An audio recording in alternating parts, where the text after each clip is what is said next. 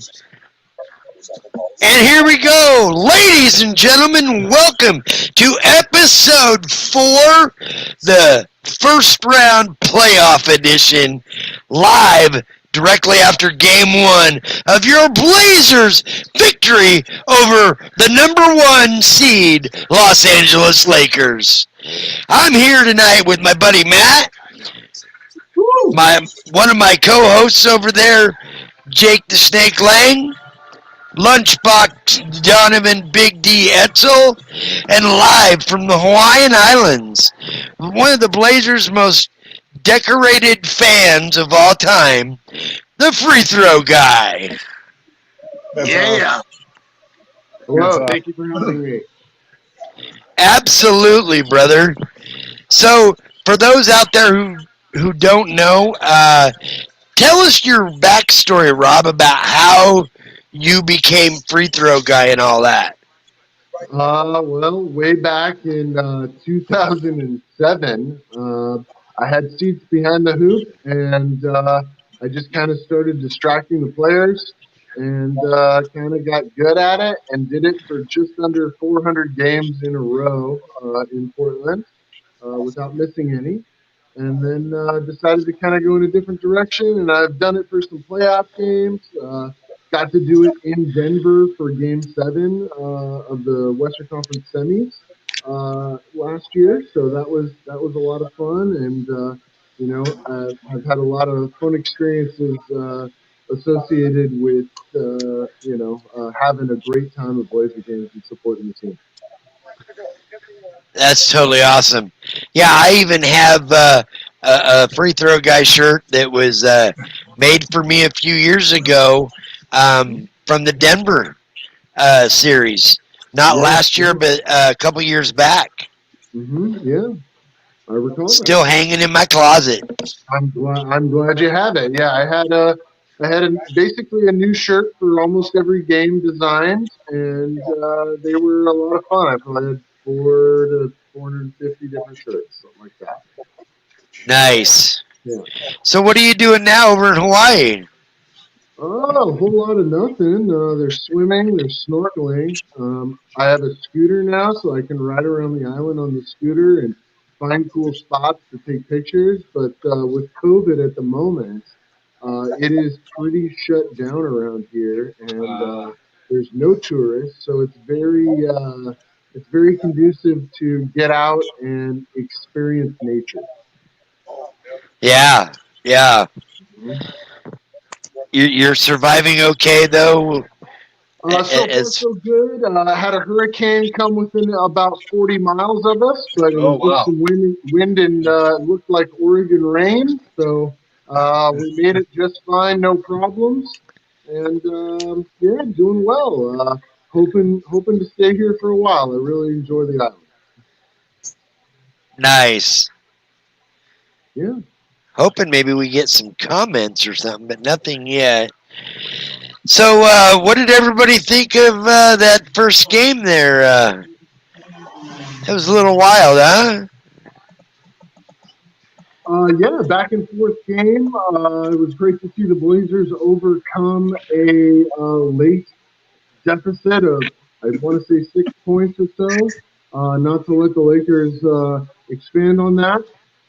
Able to cut into it, and then Dame sort of did his thing, and we were able to sneak game 1 away from the Lakers, which I think is a solid accomplishment. Obviously, that is only 25% of the way, but it bodes well to do that without Zach Collins and without any sort of real wing defender to at least attempt to slow down LeBron in some fashion. I think for 38 years old, I think Carmelo did a fairly decent job on Mr. LeBron today. I want to say Carmelo is 36, and yeah, Carmelo did do a pretty good job. And I also saw Gary Trent on him, probably more than anyone would like to see, but he seemed to do a decent job even in the post on LeBron, which was very nice. And I think at least a matchup that we could buy a few minutes guarding LeBron. I feel like our method of LeBron is going to kind of get his, and if we limit all the other people, we give ourselves a shot. So if Trent can even kind of slow him down some, I think that's a solid game plan moving forward. Yeah, absolutely. I mean, you look at the stats tonight. Lakers scored 93 points. 51 of those points between LeBron and Anthony Davis. Only two other players in double figures. Kyle Kuzma with 14, Danny Green with 10. Nobody else had over 5. Yeah. So there you go. You let the two stars get theirs, control everybody else, and if you do that, you're probably going to do 60%, or better. Oh, here's Crybaby James on the post game right now doing his interview, and the Lakers just released some crazy injury report. LeBron's got a boo-boo. Anthony's got a boo-boo now. They're all boo-booed up. Excuses are like, you know what? Yeah, exactly. Donovan, give us your take on the game tonight. Well, man, honestly, I'm just gonna be a straight shooter with you. I didn't see it. No, yeah, right. No, I started at halftime. I saw the third and fourth quarter. And I did not see like a solid play, man. I mean, they were missing short shots. The refs were definitely playing favorites. You could see that through the whole game. So yeah, definitely. But we were able to maintain composure and come out with the win. So I mean, I guess that's a plus. So I can't complain that much. But at first I was like, man, what's going on? Because we were doing so good. We were like neck and neck the whole game, and then all of a sudden, just that third quarter, that fourth quarter, that fourth quarter flop. You know what I mean? For yeah, sure. But it didn't happen tonight. It did not happen tonight. That's what I'm saying. I'm very happy with that, and hopefully we can continue. I heard all the boo-boos going on, especially I think it was the fourth quarter when LeBron got that foul and decided to call a quick timeout and get it reviewed. You remember that right at the end? Yeah. I knew. I was like, it's going to get overturned. Exactly, and it definitely did. So even through all that, we still got the W. So that's good, man. 1-0. I'm proud with that.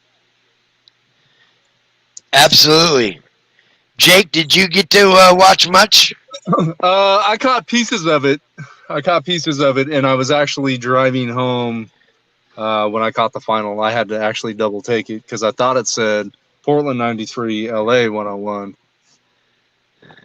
And I know I shouldn't be texting and driving, but I was at a stoplight, so it was all right. That's right. Matt, I know you watched the whole game. So what'd you think tonight? I thought, the start of the game was good. We started off and took a little bit of a good lead, but again, it just seems to be the Blazers' motto that we seem to do pretty good, and then we lose these leads, and then we just have to try to push the button, try to get back into it. But for Nurk to have a double-double in the first quarter and then end the game with 16 points, 15 rebounds, and 3 assists, I thought that was pretty good. Yeah, and then I'm watching the post-game show right now. I've got it on mute, so it's not bothering my phone. But was just looking at that LeBron James, first player to have 20-plus points, 15-plus rebounds, and 15-plus assists, triple-double in a playoff career.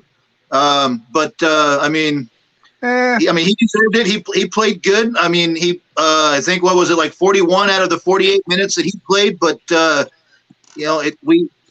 the Blazers we got to do better. We got to do some D and stop some of these guys. And I think part of our problem there towards the end of the game was we had, I think, four or five guys in foul trouble with like 5 fouls. I mean, we just got to get it together and play a little bit better D, I believe. But great game 1 victory. I've watched all the games today. Watched the number 8 seed in the East earlier today. The first game of the day. Both 8 seeds. Took game 1 of the Eastern Conference today over the Milwaukee Bucks, so that was good.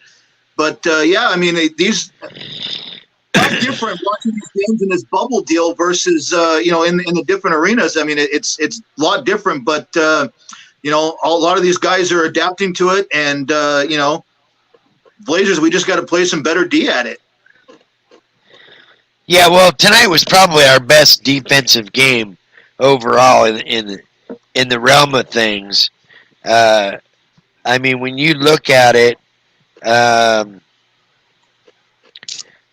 Blazers shoot 39%, 31 for 79, 38% from 3, 13 of 24.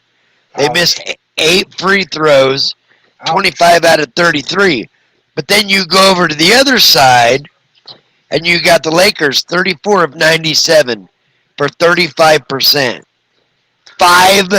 5 for 32. 16% from three-point range. And they missed 11 free throws, including 4 key free throws in the final 4 minutes by both LeBron and AD, which really helped turn this game around. And we only got out-rebounded by 5.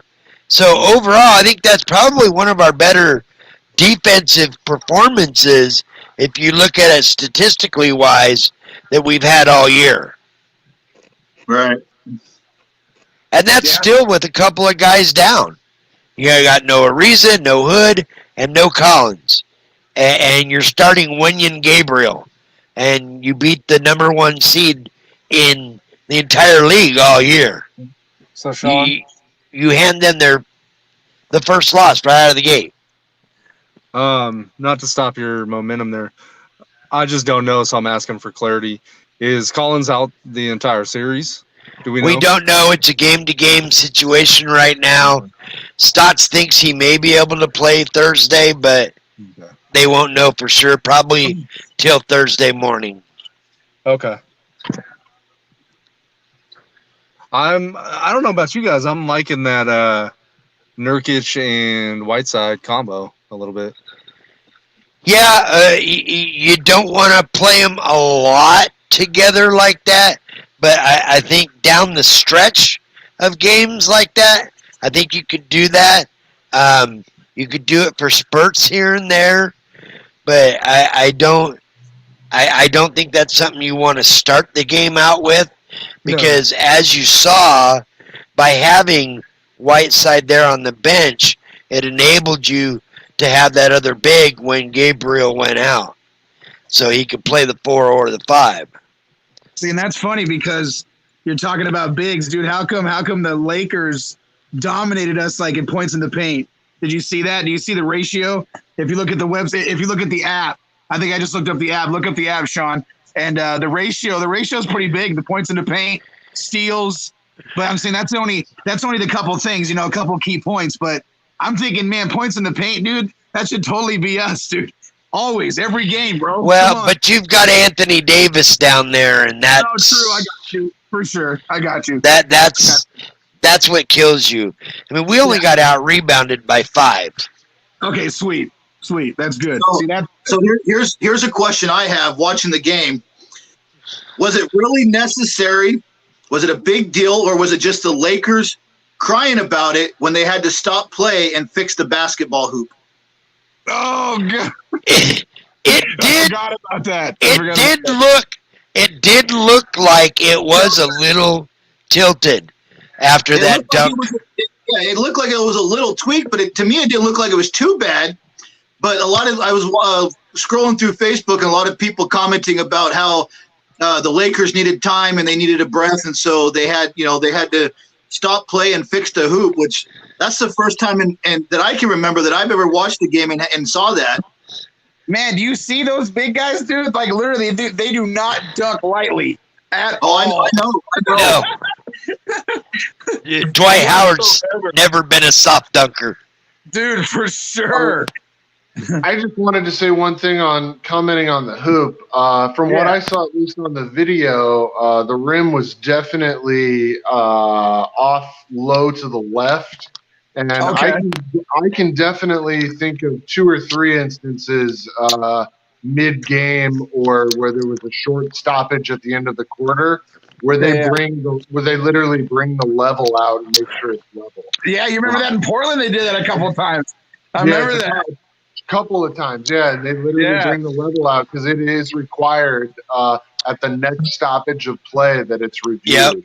So, I mean, I understand that, you could definitely play into the Lakers wanting a little more of a timeout extra. But I would definitely say if that were the case for my team, I would want stoppage to happen to get the hoop level back out. I agree totally, yeah. I would too, yeah. So I feel like that just feels reasonable for both teams, Yeah. Makes sense. Second game in a row, LeBron goes 9 for 20. The Kobe game where Ariza guarded him, he went 9 for 20. Also, yeah. Okay, that's what I thought you said. Yeah, were you at that game, Rob? Did you go to that? Which game was this? The when Kobe died, or were you already over at the island? The game in LA, afterwards? No, I did not go to that. I was in LA for Kobe's memorial in February. Okay. I knew it was one of the.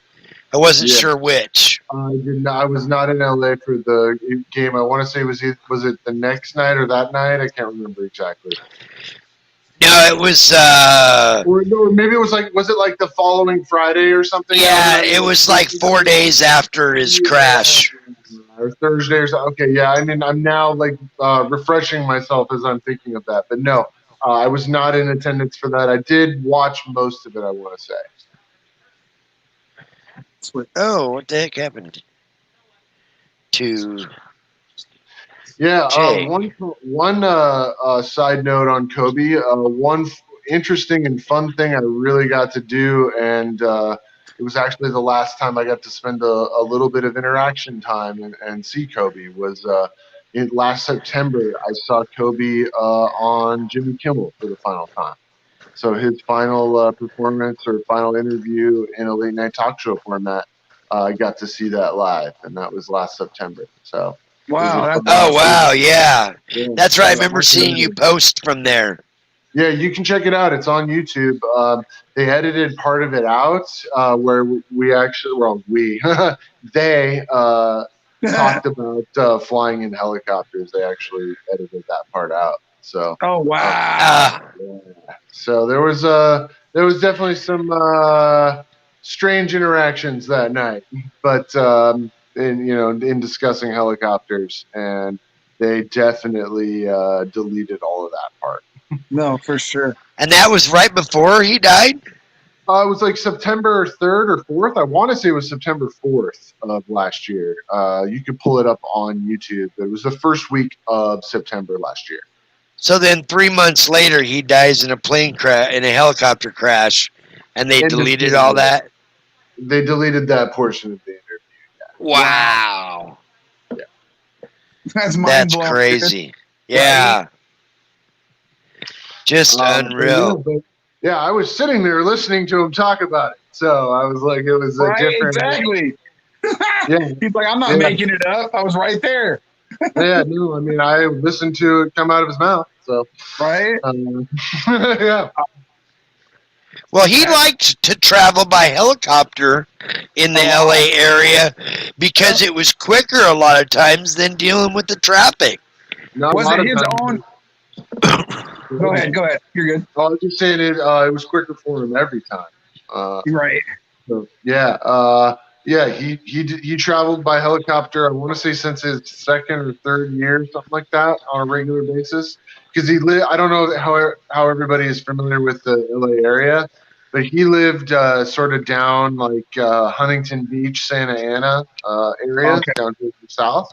And Yeah. where they were headed was almost up to Ventura, and they actually crashed in Calabasas or outside of Calabasas. I drove up to the spot where the actual crash was. Wow. Right after the memorial on that day. So I drove out there and actually saw where it happened and sort of got an idea of what happened, at least as far as what the physical scenarios of the situation were, at least as far as the topography and geography of the location. Wow. Wow. Yeah. Did you take any pictures of the area? Yeah, I definitely could forward some. By the time in February, it had been pretty well cleaned up, but you could definitely see where NTSB had gone through and removed all the plant matter and or parts from a specific area, and sort of you could tell like a certain area had kind of been sifted through. And obviously the rest of the hill on all sides is just undisturbed prairie grass, say 2 to 3 feet high. So it's very apparent where a portion of plant life had been disturbed on the mountain. Wow. It's crazy. Now, do you think the fog definitely played a lot in that? 100%. First off, when I say mountain, it's not a mountain. It's really just a hill. So mountain is would not be the correct term, but it is definitely a hill. I would say the fog pretty much played a huge factor. In my opinion, the pilot was coming south on the 101, and the 101 does a series of S turns there. And I want to say it's 3 lanes in each direction. It might be 4 lanes in each direction. And you can tell that the way the helicopter, the path of it flew, it was the correct arc of the freeway, but the freeway arced to the right and they arced to the left and they went into the hill. Oh. So it's like he got disoriented, didn't know, and then thought, oh, shoot, I know where I'm at. But he really thought he was either one S turn earlier or one S turn later. In my opinion, I think he thought he was one S turn later than he was. And if you had been another 1/8 of a mile to a 1/4 of a mile and done that exact same turn, it's completely You'd have been fine. Completely clear airspace. And I mean, granted, like if you made other mistakes at that point, who knows? But at least in that initial turn, if they had arced to the right, they would have maintained, orientation over the 101 versus arcing to the left and Crashing into the hillside. Yeah, at a high rate of speed. Wow. Wow. So I'm sorry to be a Debbie Downer there. No, that's good. That's very good and informative. I wanted to know was the helicopter his or was he renting that? That is a rented helicopter via a company. Okay. However, that was the helicopter that he had rented for, I want to say, 8 or 10 years. Originally, well, I can't say originally, but for a long period of time, that helicopter was owned by the state of Illinois. And it flew around the governor of the state of Illinois. And then they retrofitted it. And then Kobe had them put this like black Mamba, like if you've seen on cars, they have those like outer stickers, if you will, or wraps. So he had a wrap on it for a while that was like Black Mamba, and it looked like the Black Mamba, and it was all his logo, and it looked like a snake. But the problem was the wrap weighed too much, so they couldn't carry as many people. So they finally had to take the wrap off, and that's why the wrap wasn't on the aircraft at the time of the crash. But they were trying to develop a and he had even mentioned this when he was on Kimmel, basically a lighter wrap, as well as taking the paint, which a lot of people don't know on aircraft, paint weighs a lot. So if you can remove the paint and put a wrap on that's equivocally like the paint, you can sort of circumvent that weight issue by doing that. But that was what he had mentioned last September, and obviously in January, it was just normal painted aircraft. Wow. Did you know, informative, man? That's very informative. Did you know Kobe? Did you get to know Kobe at all, or? No, I mean, I did not know him personally. I definitely had like inter-game interactions with him over time, and I know that we acknowledged each other on a fair amount. I know in 2010, or I think it was 2010, I got him to change his free throw form for a few games until he figured out what I was doing, and then he went back to his own thing because he figured it out. I love it. There were definitely a few games where he changed his form completely. And did he miss those shots, Rob? Yeah. So there were definitely awesome interactions that he and I shared, and even eye contact we shared at Kimmel last September. Like, I definitely I've looked at the guy from the same amount of distance a lot of times, and he looked at me 3 or 4 times and kind of not a full wink, but enough to where you're like, oh, I recognize that dude. And I gave him a point from the audience, but you're not trying to disturb the show either, So right. So there was definitely some acknowledgement, even. But again, Kimmel is a very controlled atmosphere. And if you're in the audience portion at all, there is no speaking out of turn. Like, you have to be 100% on board with supporting what they're trying to produce.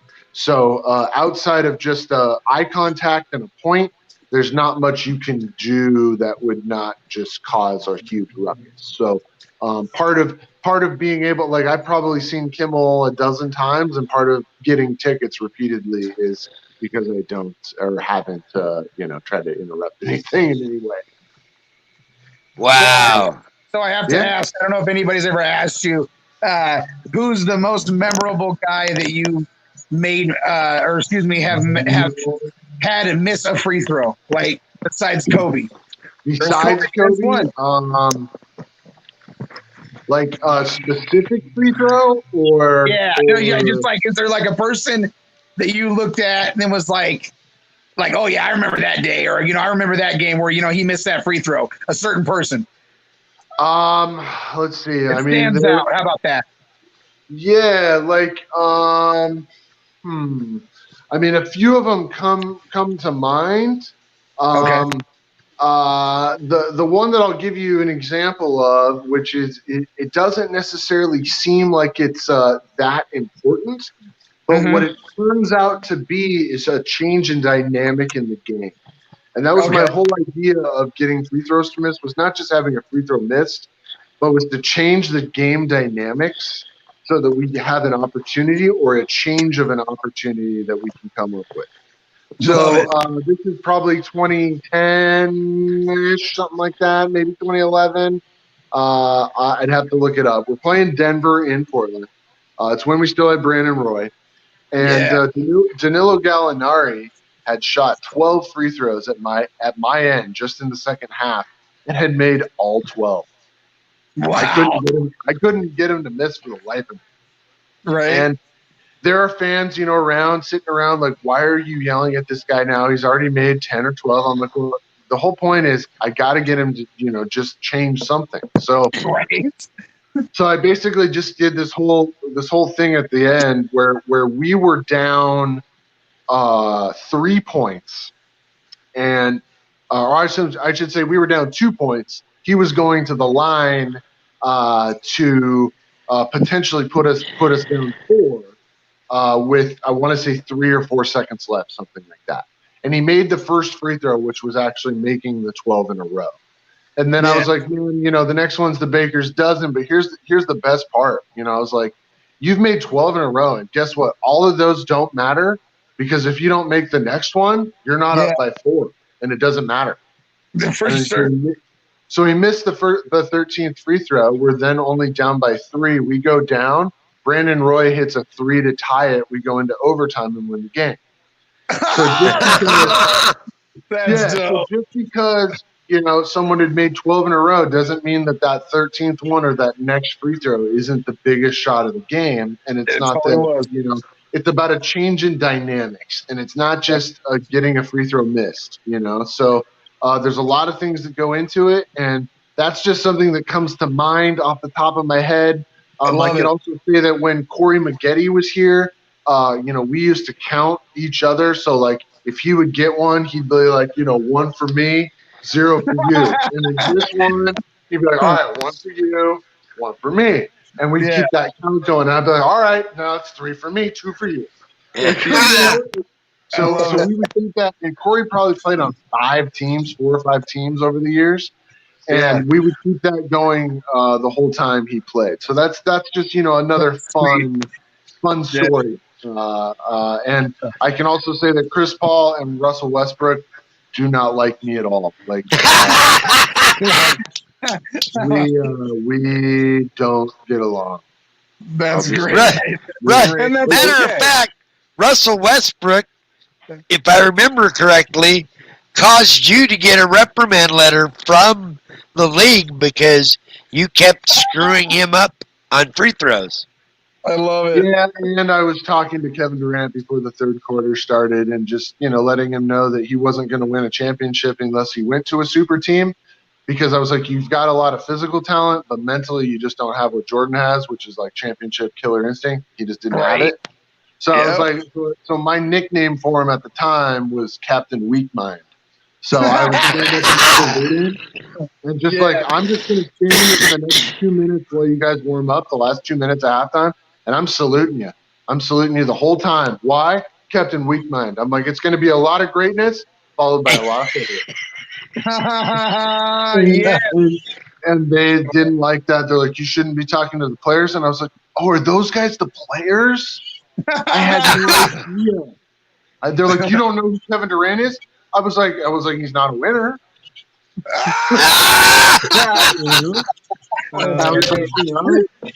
Get him a foul or 2, and he's going to be sitting down just like we are. Oh, great! That's awesome. They didn't like it. Yeah, I definitely. OKC was not a fan either, but I said some things. I wouldn't, as I'm getting older now, and now that I don't really, do free throw guy much or lead playoffs. A lot of the things I said when I was in my 20s at games, I probably wouldn't say today necessarily. Nothing terrible. I never swore. I never drank alcohol at games or anything like that. But things, that you jar at people, then, now in my late 30s, probably wouldn't necessarily do so much of. So, but, if we ever get to a point where we can have games again and we, to have good deep playoff runs, I'm always stoked to participate. And if anybody that is watching, look forward to games 3, 4, and potentially 6. The Blazers and I have been in contact on a couple interesting things that will be taking place during games 3 and 4. Drop the bombshell. Drop the bomb. He totally did. Yeah, and the only thing I can say is I'm pretty sure the screen that's behind each of the hoops is 20 or 30 feet wide, something like that. Yeah, exactly. Nice. That's how wide it is, but it's pretty wide. Yeah. It's a lot. That's all I can say. So was Charles Barkley. I was a virtual fan for the playing game, the Brooklyn game. Yep. The Brooklyn game. I got to do the virtual fan thing as well, and this I think is going to be something that's a little bit on top of just being a virtual fan for both. Oh yeah, I could see it. Free throw guy all by himself, 30 feet wide, dude. Those are your words. I am only hearing your words. I cannot. That is right. That is right. You were only hearing my words, but I can see it now. You know, Yeah, I don't know nothing, man. I did, however, when a couple of years ago, I was up at my 300 level, and I consider that where the real fans are, because downstairs it's so hard, because if you even breathe wrong, it's like you're gonna get whatever. Well, the year I give people grief back. I had one, and I'm sorry to cut you off real quick, but I had one fan a couple years ago, and she would yell at me, and she like tried to get security on me, and I said, "Ma'am, before you try to go get to the head of security," which I know the guy really well, and he was kind of looking at me and kind of giving this woman's gonna try to come over and talk to me. I said, if you go over there and do that, the problem is you're probably going to get yourself kicked out, and you're not going to get me kicked out. But do what you want, and she did that. So what I would just say is you got to be polite to the security and polite to the ushers, but you also need to be, assertive in a good way.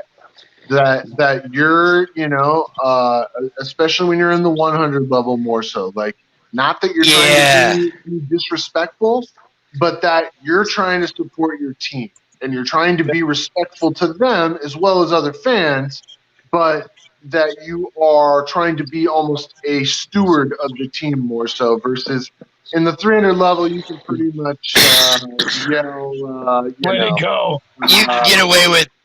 I have had officials, and I know for a fact, I have had officials and players turn around and look up, and they're looking right at me. Well, I've had that many times, because I usually address them by first name, which they don't necessarily like. Hey, Sean. Huh. Speaking of that, didn't you have something happen a few years ago where some lady texted something and got you in trouble? Yeah. So I too, like Rob, I know the head of security because we worked together on many shows over the years. And that's awesome. Huh? That's awesome. I didn't want to name drop. Yeah. Permission, you know what I mean? It's yeah. kind of a exclusive role, so I don't really want to name drop who that individual is. But yeah, me neither. That gentleman is super, super cool, and if he happens to be watching or something, shout out to you. And every time I see you, I like you more. Oh yeah. So yeah, I got this lady had texted them, and next thing I knew, here he come. I'm sitting in the 200 at this time. I had my own seats and stuff that year that I had won, and he comes up with some new girl at the time that he was training. And now me and her are really good friends, because he come up and he looked at me and he goes, "Come on, Sean, come out here with me." We go out in the hallway. He says, "Man, I got to do it because it was the way the complaint came in. I got to at least give you this." And I have a written letter from citation from the NBA that I got. I ended up moving my seats because of that, and I moved to the ADA seating for the rest of that year. So the joke was on her in the end run, because I was no longer squished like a sardine can with a broken frickin' neck like Kurt Angle. I was sitting in comfort like I was with former Governor Barbara Roberts this last season, shortly before the coronavirus came. I was sitting in section 109, and she happened to be sitting there, and I heard her voice, and I looked over, and I waited for her to, I knew instantly who it was, and I waited for her to turn over and stop talking, and I said, "Governor Roberts, it's so nice to meet you." We struck up conversation and talked the whole game after that. It was great. A lot of people don't even probably know who I'm talking about. I think Rob probably does. But I do know who former Governor Barbara Roberts is. Wonderful lady. Her and her husband have had season tickets for 30 years. They sit right there in 109, and they usually sit down in the section, the seating. But since they've gotten older, it makes it tougher on them. So sometimes they'll move up into the ADA section and let others sit down in their seats, which is kind of cool. Who did we lose? We lost Matt. Well, hey guys, I unfortunately not a big got to loss. wrap it up. I only got so much Wi-Fi here. I hear you, brother. So I'm going to have to dip out, but thank you very much for having me. Go Trailblazers. Yes, and I'm excited We'll see you for this game weekend. 2, and keep a lookout games 3 and 4. There you We go. will see you this weekend, sir. Enjoy. All right, guys. Friend. Everybody Nice to meet take care. Have a great night. Enjoy the You win. Awesome. Yes. Always a Go pleasure, Rob. You know Trailblazers. that. Awesome, Yes, Rob. sir. Thank you, brother. Thank you. Have a great night, everybody. You too, bro. You too. That was pretty cool. That was cool. That was some good stories we got there, man. That's what we want. Those are the kind of things we like to have every now and then. Change the camera angle. I can't. Yeah, because no, you're good because you were on free throw guy for like. Oh, 15 yeah, minutes. that's this. No, I know, but you were on him for like a long minute. Yeah, because I was doing that because he was like there. No, I loved it. So- It was good. It was good. I wanted him to go more into his story on the free throw guy because he told me something different, like where he got the idea. Right? So I had a separate conversation with him, and he'll probably vouch for this. I don't know if he was just like trying to cramp it time wise or whatever, like if he didn't know if we were on a time restriction. But I asked him straight up, I go, where did that originate? And he said the movie Basketball gave him the idea for that. Because Oh, okay, in that yeah. movie, you had to psych out the opponents. Yeah. And I told him, I go, that's brilliant, dude. I never even thought of that.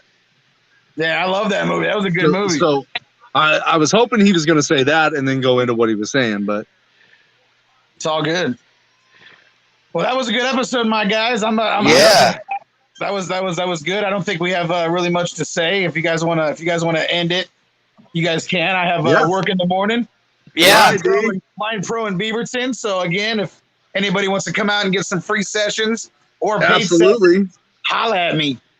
So I love You you got guys, man. And All right, let me love know you when too, guys man. do the next one, and then just keep me updated. Maybe we Right. should just try to do after every game. Do Okay. a post game, our own post game show. Yeah, I'm down. That's perfect. We Yeah, could try to get different guests and stuff on. yeah. I can talk to some people too. Definitely. What about Wheels? Did that ever I'm go through? working on it. Okay. He did message me back. Also, Brooke messaged me back. Nice. The only way we're going to be able to get Brooke is because CNBC somehow is doing it again. We're going to have to do a show with her on a day that we're opposite. There's no game on. Okay. Obviously, she does pre and post game for Comcast Okay. with Michael Holton. All right, guys. Well, I love y'all, man. I'm gonna head out. All right, and, likewise. I'll, Take it easy. All right, guys. Yep. All right, bro. That'll be a wrap for tonight then. Are you good, Jake? I'm good. Yeah. Yeah. Bam. Oh, here. Bam. Oh, twin brothers, the double zero. That's Duck. That's right. There. That's That's Duck. Duck. Well, today it's Mellow, but Yeah, well, you know. Duckworth had it first. my one of my besties from Seattle messaged me. He was watching the show for the first Nice. half hour. Nice. Yeah. Good. I think having Rob on was good. Yeah. I don't know what happened there. I got dropped for a second. I don't know why, but Yeah, Donovan did too, but he was able to pop back in. excellent. But that was a good show. Yeah. I'm happy with that one, most definitely, and I'll get it wrapped up. And in about half an hour or so, I'll post the post link to it, Perfect. and we'll kind of shove it around, and people maybe will get to hear free throw guy, and they'll be like, "Oh man, I should have been on." Oh yeah, no doubt. Yeah, Too because bad I we didn't couldn't tell get, Mr. Rip City himself. Shanley. Yeah. You think Wheels could work that? Maybe. I want to get. It frustrates me because I've known this guy my whole life, and he's just so hard to get a hold of. He doesn't check his Twitter that often, obviously, because he hasn't. Otherwise, he would have responded because I know him that well. Yeah.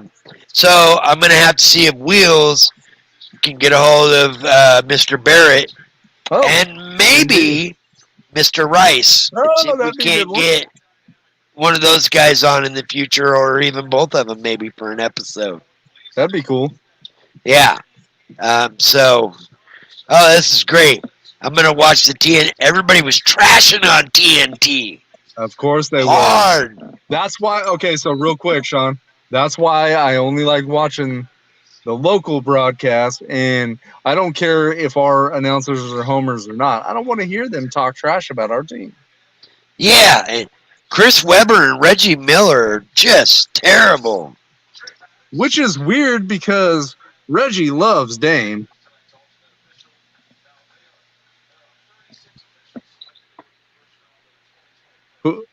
Yeah. I wish it was ESPN so we could hear Mark Jackson go, "Mama, there goes that Goes man." that man. Oh, that's is that? I don't know if I think Thursdays. Yeah, Thursday's game is ESPN, I do believe. Oh, then guess who gets to watch it? Mama, there goes that man. Yeah. I do that pretty good, I think. Oh, yeah. Yeah. 6 o'clock. Game 2 on ESPN. Hopefully we'll get Jackson. Hopefully we'll get Mark Jackson. Hopefully Collins gives it a go. Yeah. I'm really surprised. I'm surprised that nobody ended up fouling out. When they threw that deal up saying that 4 or 5 guys had 5 fouls with like 4 minutes to go, I was like, we're screwed. These refs are going to start fouling. Where we were just being sloppy, or was it a little of both where the refs were whistle happy? There was a couple of, God, how many was there? Because like I said, I only saw pieces of it, so. 5, 8, 9, 15, 18, 19, 22, 23, 28 fouls for us. 10, 12, 16, 23 for the Lakers. Jeez. So they got 5 more basic calls than we did, and a lot of theirs were seriously. Some of the Anthony Davis was just trashing people and getting away with it over and over, man. LeBron, just like what was it, Porzingis or what's his name the other night, Luka, that shoved Gary Trent. Yeah. And got away with it. LeBron did the same thing tonight. Porzingis was the one that got tossed, right? Well, yeah, that was yesterday's game. But this was a couple games ago. I think it was the Dallas game where Luka you're right. shoved Gary Trent. Well, LeBron did the same thing tonight. Shoved him to the floor. Yeah. And no call. Sean, you know they're not going to call that one, though. How about that double charge that Caruso and Kuzma tried to take? Wasn't that funny? That was hilarious, dude. And the refs were looking at him like, what are you doing? Get up. Yeah, the tumbling, bumbling. Yeah. Yeah. That was funny. But I mean, Wenyen Gabriel, that kid is starting to grow on me. I mean, what did he play? He played 15 minutes. Nice. But he had 3 rebounds, 3 assists, 4 points. He was a plus 12 on the floor Good. and had 5 fouls. Excellent. But that was because the refs, there was at least 2 calls that shouldn't have really been called on him, that were just tacky. Well, and see, that's what I meant. Like, were the refs being whistle happy, or were they? There was, I would say, a half dozen calls that were against us that shouldn't have been. Okay. Well, So there was a few calls. Baby. That's right. They tried to take it away from us, and they still couldn't get the job done. Blazers win. One you know game. what, Sean? If we beat the Lakers, I don't care about the rest of the playoffs. I don't either. I don't either. I put that on everything I own, everything I love. Yep. I don't either. Who cares? We knocked the Lakers out. They were talking before that this is the first time we've played the Lakers in a series since 2001. Yeah, because we played them the following year after that. But we've played the Lakers 12 times in a series. Yeah. Do you know what our record is against them?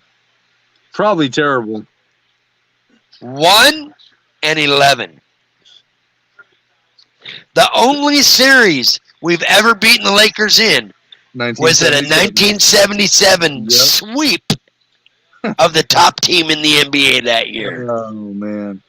Can history repeat itself 43 years later? One can hope.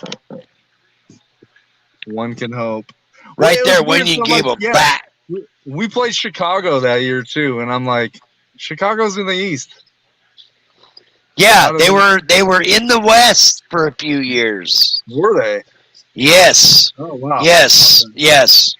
Huh. Until 79 or 80. And then they switched to the East. That makes more sense. Yeah, that's why we played them that year. Gotcha. I believe that was the second round series. Might have been the first round. How cool would it be to just, like, for once, knock the Lakers off, shut people up? Because if we can beat the Lakers in round 1, we can beat the Clippers. I think the Clippers pose more of a defensive matchup nightmare for us. Keep in mind, we had a 17-point lead against them. We just kind of choked that one away. Right. That is true. I mean, it's possible. And we only ended up losing that game by, what, 4 anyway? Yeah. Yeah. So. And that was because Dame missed a couple free throws. That was the only reason. Yeah. Really. Yeah. So. Yeah. Hey, what do you want to do? We will. Call it? We can call it for tonight. Cool. All right, man. I will talk to you soon. Sounds we may end good. up looking at doing another one Thursday. Yes, sir. I will let everybody I don't have know. anything going on that whole day, so whenever. Sweet. All right. So until next time, guys, this is Sensational Sean and Defense Guy Jake with Charles Barkley, the Chuckster. There you go. Can the Blazers do a sweep on the Lakers? Let's hope. Who knows? Tune in Thursday night for Game 2. Until then, go Blazers!